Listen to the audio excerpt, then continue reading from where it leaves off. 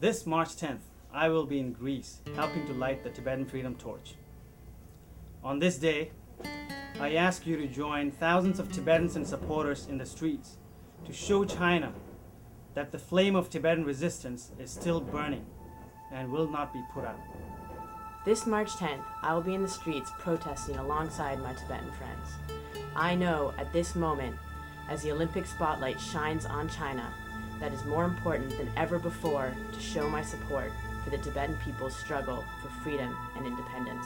This March 10th, Tibetans living in exile in India will launch an historic return march to Tibet.